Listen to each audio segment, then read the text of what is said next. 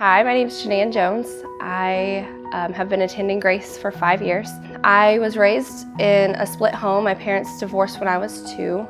My father was born in Egypt and my mother is from Indiana. My mom was a traditional kind of Christian and my father was a Muslim. My dad has a very quick temper and is quite abusive and let me know from a really young age that women don't matter as much as men.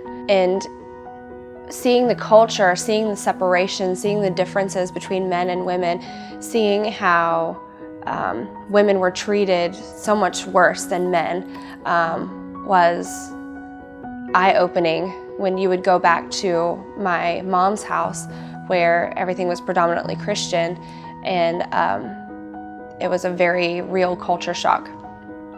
I knew from a young age I was not worthy of my dad's love. I had to earn it. When I was about 9 years old, I started staying with my grandma and my mom, and my grandma was a devout Christian.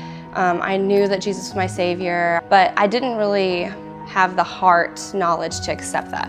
When I was 16, I ended up pregnant, and shortly thereafter, I ended up having an abortion. In August of 2003, I found out I was pregnant again. And so I kept the baby, and now he's beautiful, my big, beautiful boy. And I had him March of 2004. We broke up shortly after I had him. He was about 2 weeks old. So as a single mom, it seemed quite impossible. I had no idea what would happen. I was so sick with Trey that I missed so much class that I couldn't make up. I aspired to want to be a doctor, and I knew that I had a more important job that I had to take care of.